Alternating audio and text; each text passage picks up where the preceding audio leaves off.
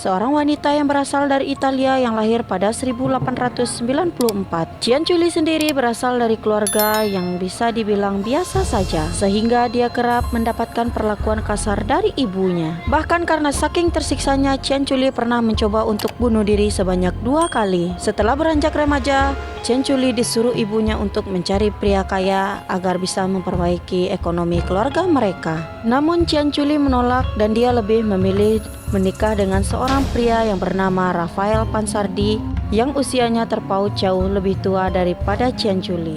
Karena tidak mendapatkan restu dari sang ibu, Cian Chuli merasa bahwa pernikahannya telah dikutuk oleh sang ibu. Karena setelah menikah, Cian Chuli menganggap kehidupannya selalu sengsara. Lalu pada tahun 1921, Cian Chuli bersama suaminya pindah ke kota yang bernama Lauria, berharap bisa merubah kehidupan keluarga mereka, namun ternyata sama saja, Cian Chuli merasa tetap sengsara. Pada tahun 1927, Cian Chuli ditangkap karena dugaan penipuan. Setelah keluar dari penjara, Cian Chuli dan sang suami pun pindah lagi ke kota Lasedonia. Namun di kota itu, rumah Cian Chuli hancur karena terjadinya gempa bumi. Lalu setelah itu, Cian Chuli pindah lagi ke kota yang bernama Correggio. Di sini Cian Chuli membuka usaha toko sabun yang membuat kehidupan keluarga mereka mulai membaik. Selama menikah, Cian Chuli hamil sebanyak 17 kali. Namun 3 di antara anaknya keguguran dan 10 di antaranya mati muda. Karena hal itu, Cian Chuli pun menjadi ibu yang sangat overprotective terhadap anak-anaknya. Pada tahun 1939, anak pertama Cian Chuli, Giuseppe Pansardi, ditunjuk sebagai Angkatan Darat Italia. Karena kecemasan terhadap anaknya, Cian Chuli pun percaya dengan mengorbankan nyawa manusia bisa menyelamatkan anaknya di medan perang.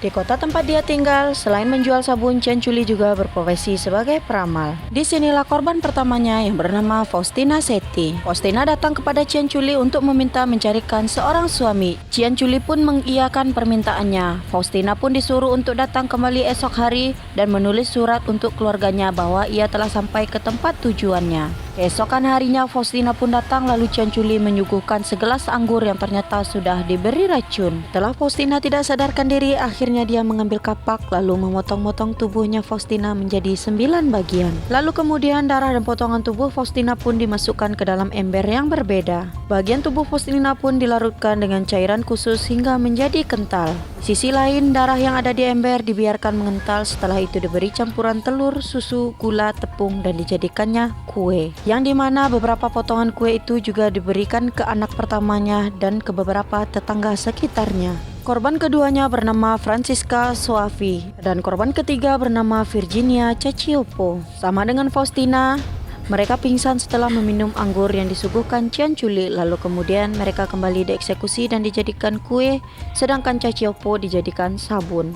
Adik ipar Cacioppo yang curiga dengan menghilangnya Cacioppo secara tiba-tiba setelah dia melihat Cacioppo datang ke tempat Cian Chuli, akhirnya melaporkan ke pihak berwajib. Pihak berwajib pun datang untuk menangkap Cian Chuli. Pada awalnya Cian Chuli membantah, namun setelah menggeledah rumah Cian Chuli, polisi pun menemukan alat bukti pembunuhan. Akhirnya Cian Chuli pun mengaku. Pada tahun 1946 Cian Chuli pun ditahan dan dijatuhi hukuman 30 tahun penjara dan 3 tahun di rumah sakit jiwa.